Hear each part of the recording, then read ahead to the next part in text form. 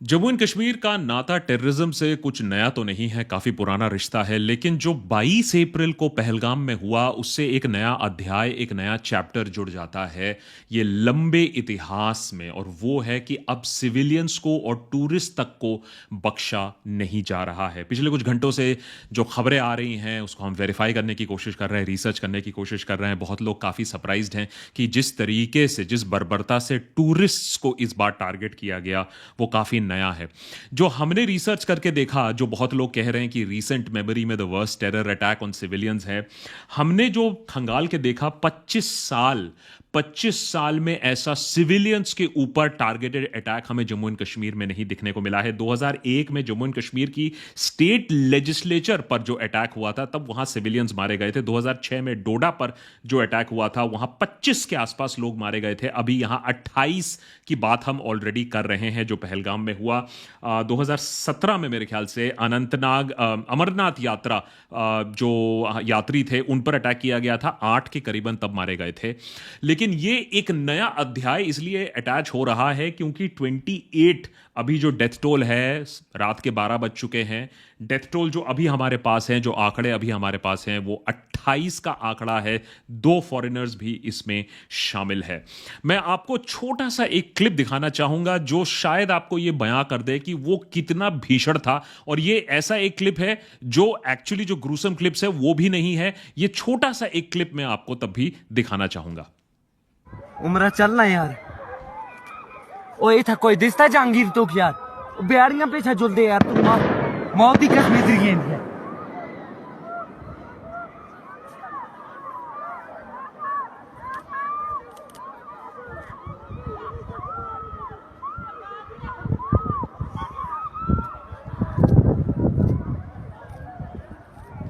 इस छोटे से क्लिप को आप शायद देखकर समझ गए होंगे कि क्या दहशत फैली होगी उस समय जब टूरिस्ट सिर्फ आराम से अपनी टूरिज्म कर रहे थे, घोड़े पर चल रहे थे और इंडिया का जो स्विट्जरलैंड कहलाया जाता है उसका आनंद ले रहे थे। पहलगाम में वो जो एरिया जहां टेररिस्ट ने घेर कर 40 टूरिस्ट को घेर कर मारा है, जिनके ऊपर फायरिंग शुरू की थी, वो सिर्फ एक्सेसिबल था ऑन पोनीज और सिर्फ पैदल। तो उन्होंने भी ऐसी जगह चुनी थी जहां कोई हेल्प, जहां रेस्क्यू आना इतना आसान नहीं है।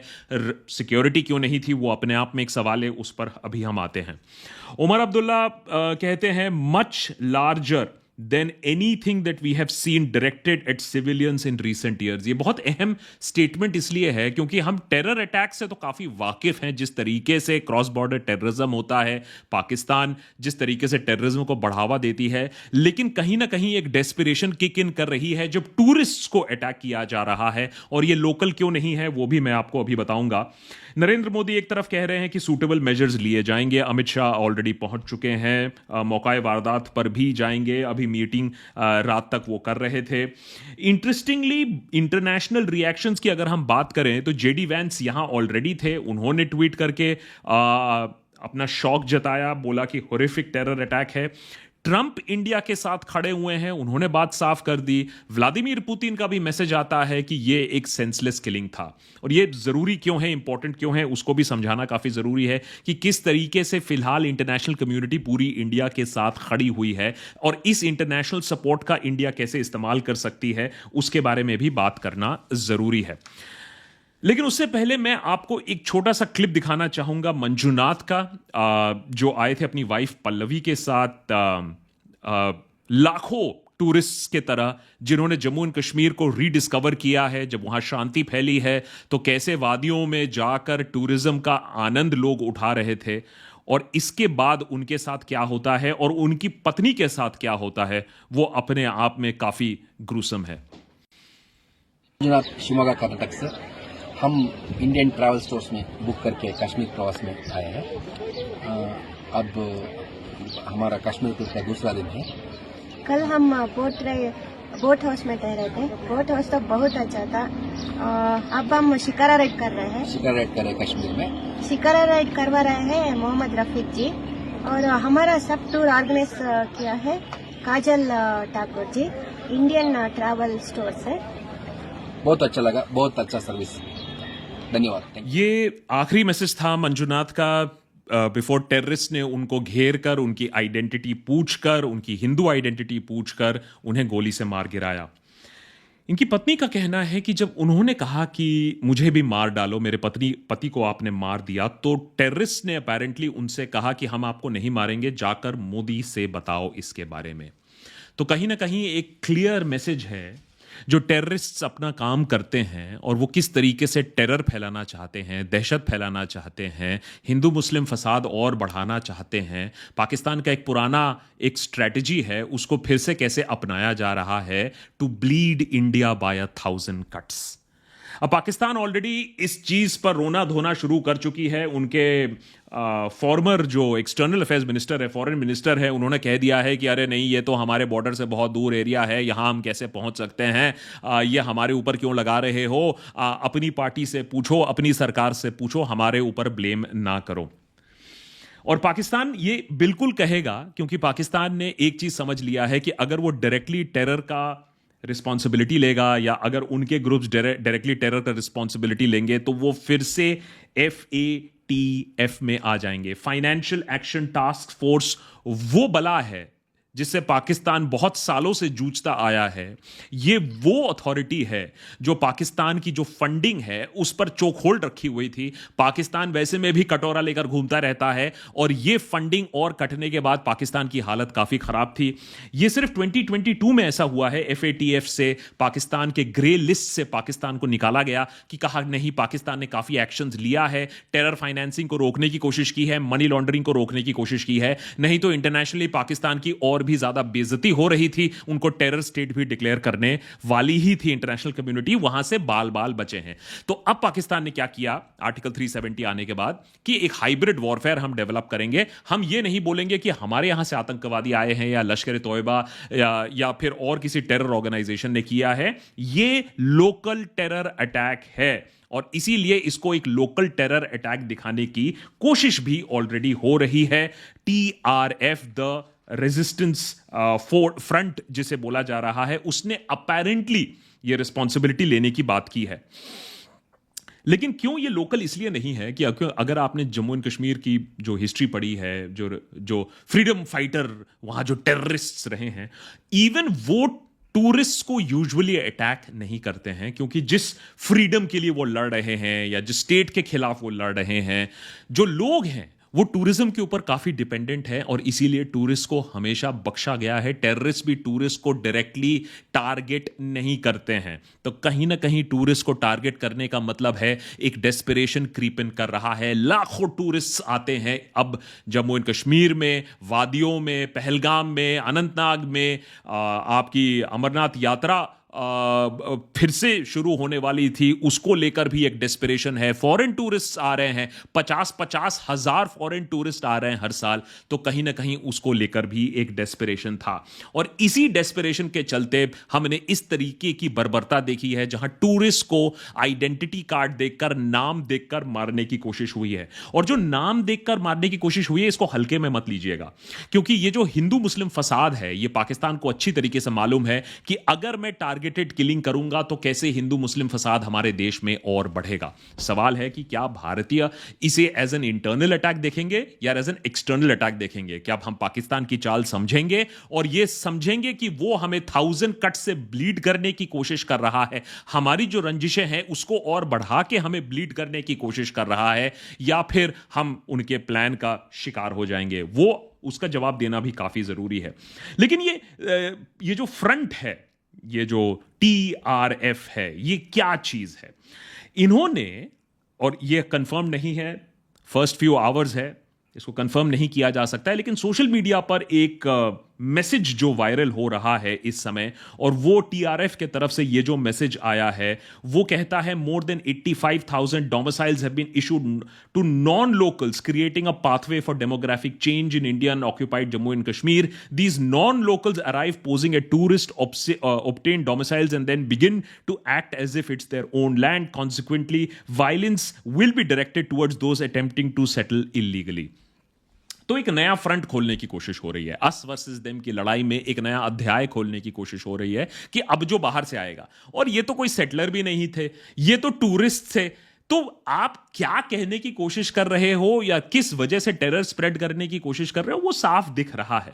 और ये टीआरएफ वैसे में भी ऑनलाइन रिक्रूटमेंट में बिलीव करता है, नारकोटिक सप्लाई करता है पाकिस्तान से। तो ये बेसिकली लश्कर तोयबा ही है। अब समझ लीजिए कि देसी कपड़े पहनकर लश्कर तोयबा घूम रहा है।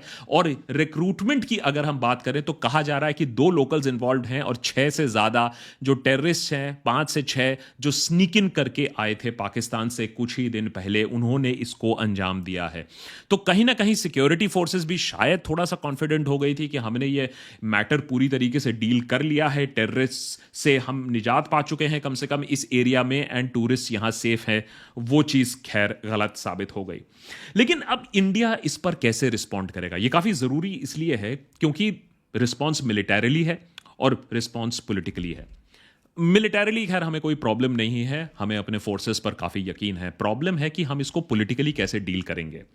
अगर यहां ऑलरेडी काफी कॉल्स आ चुके हैं, काफी ग्रुप्स आ चुके हैं, अपने आप को नेशनलिस्ट कहलाने वाली ग्रुप्स आ चुकी हैं जो इसको प्रोटेस्ट करना चाहते हैं, करिए प्रोटेस्ट। ऑलरेडी हमने कुछ प्रोटेस्ट श्रीनगर में देख भी लिए हैं।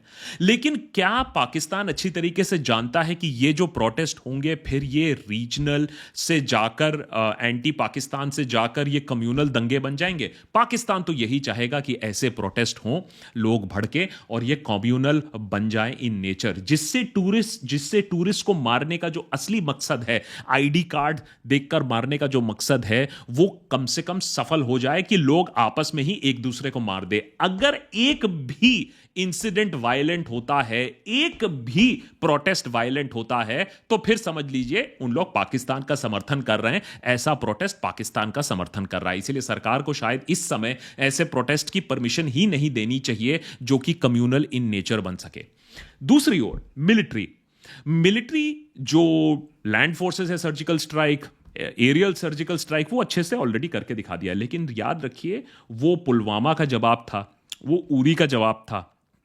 यहां एक नया डायमेंशन खुल जाता है। जिस तरीके से बर्बरता से सिविलियंस और टूरिस्ट को मारा गया था, इनका कोई प्ले ही नहीं है। ये तो लोकल्स भी नहीं है, आर्मी और सिक्योरिटी फोर्सेस तो छोड़ो। तो कहीं एक जो मॉरल ग्रैंड स्टैंडिंग होती थी कि हम स्टेट के खिलाफ लड़ रहे हैं, अब वो डेस्पिरेशन आ गई है, मर्सनरी है, जो मुझे मिल जाए मैं उसे मार दूंगा। अगर पाकिस्तान का इन्वॉल्वमेंट सरकार क्लियरली इंटरनेशनल कम्युनिटी के सामने इमीडिएटली रख सकती है, इन लोगों को पकड़ सकती है, तो फिर क्लियरली कोई रेड लाइन नहीं रह जाता है। माने सिर्फ हमें टेररिस्ट को मार गिराने की जरूरत नहीं है, हम इंफ्रास्ट्रक्चर पे अटैक कर सकते हैं। हम पाकिस्तान से बोल सकते हैं कि लश्कर तोयबा, जैश के टेररिस्ट हमें वापस दो, नहीं तो हम तुम्हारे ऊपर अटैक करते रहेंगे। तो कहीं ना कहीं एक डिसप्रोपोर्शनेट रिस्पॉन्स की अब दरकार है। यह नहीं कि तुमने हमारे ऊपर अटैक किया, तुमने हमारे बेस पर अटैक किया तो हमने तुम्हारे टेररिस्ट के हाइड आउट उड़ा दिए। अब एक प्रोट्रैक्टेड, प्रोलॉन्ग, डिसप्रोपोर्शनेट रिस्पॉन्स की जरूरत है। और यह समय भी बहुत अच्छा है क्योंकि अमेरिका तो पॉपॉ रहे नहीं। अब चाइना कितना ही सपोर्ट कर लेगा इस समय पाकिस्तान को, जो कि ऑलरेडी इतना बदनाम है। तो इंटरनेशनली एक सिचुएशन भी ऐसी बन चुकी है जहां पाकिस्तान अपने पॉपॉ के पास भाग नहीं सकता है, कोई बचाने वाला है नहीं। और इंडिया की इतनी पोजीशन अभी स्ट्रांग है कि अब इस मैटर को और स्ट्रांगली डील करने की जरूरत है। यह नहीं कि हमने 2 वॉइसेस ऑफ ऑपोजिशन कर दिए या 2 जगह एक मिसाइल गिरा दिया।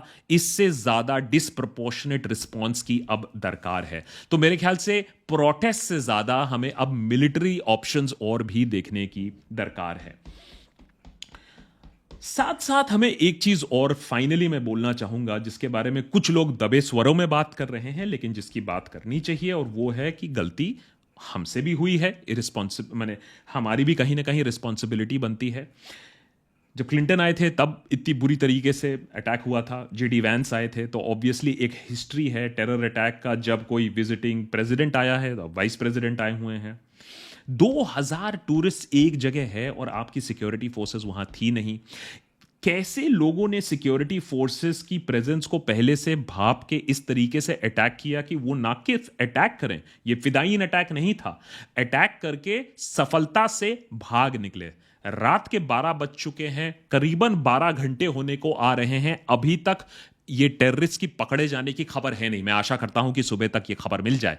लेकिन इतनी बड़ी जो सिक्योरिटी लैब्स है उस पर भी सवाल उठने चाहिए कि इतना ओवर कॉन्फिडेंट हम क्यों हो गए, खासकर कि जब अमरनाथ यात्रा शुरू होने वाली थी। पहलगाम एक बहुत इंपॉर्टेंट जगह है उसके लिए, खासकर कि जब जेडी वैंस आए हुए थे। और यही एक प्रॉब्लम रहती है कि हम एक्शन तो ले लेंगे, और मुझे अपने फोर्सेस के पर एक सेकंड भी डाउट नहीं है, उन्हें जैसे ग्रीन सिग्नल मिलेगा ताबड़तोड़ काम शुरू हो जाएगा। लेकिन आज तक हमें यह नहीं मालूम चला कि पुलवामा में 300 केजी आरडीएक्स आया कैसे। आज तक हमें यह नहीं मालूम चला कि टेररिस्ट को exact movement of CRPF convoy किसने बताया, क्यों बताया, कैसे बताया। ऐसा तो नहीं है कि वो गेड़ी मार रहा था अपने गाड़ी को आरडीएक्स लाद के। तो ये जो सवाल हैं ये हम सवाल पूछते नहीं, जिसके बाद फिर से अटैक हो जाते हैं कि हमारे सिस्टम के अंदर कौन है जो ये इंफॉर्मेशन दे रहा है, क्या हमारे सिस्टम के अंदर कोई कमी है जिसे ढूंढ निकालने की दरकार है। हम बोलते हैं सब चंगासी है और फिर आगे बढ़ जाते हैं, लेकिन सब चंगासी है नहीं। सरकार बार बार बोलती आई है कि एकदम नॉर्मलसी हो चुकी है, नॉर्मलसी नहीं है। 2018 से लेकर 2022 तक आंकड़े बताते हैं 174 डेथ्स हो चुकी हैं। जहां तक सिविलियंस की, मैं सिर्फ सिविलियंस की बात कर रहा हूं, तो कहीं ना कहीं हमें यह समझना होगा कि ये एक चाल अब चली गई है। पहले धीरे धीरे मारा गया था, ये थोड़ी सी बड़ी एक हरकत हो गई है जिसके वजह से हमें एक डिसप्रोपोर्शनेट एक्शन लेने की दरकार है, सवाल पूछने की दरकार है। और ये जो पाकिस्तान का ट्रैप है कि हमें और बांटा जाए, हमें और काटा जाए, हमें और लहूलुहान कर जाए और वो बैठकर तमाशा देखें, उस पर सिंक इन करने ना करे, उसकी भी दरकार है। मध्य रात्रि में ये रिकॉर्ड कर रहा हूं। होपफुली इंफॉर्मेशन जितना हम गैदर कर पाए हैं, हमारी रिसर्च टीम भी लगी हुई थी, इंफॉर्मेशन एक्यूरेट है। कोशिश हमारी यही रहती है और कोशिश बिल्कुल रहेगी कि जैसे और इंफॉर्मेशन आए हम आप तक भी ये इंफॉर्मेशन पहुंचाएं, लेकिन सतर्क रहने की अभी बहुत दरकार है और हम इनके ट्रैप में ना पड़े उसकी भी बहुत दरकार है। जय हिंद।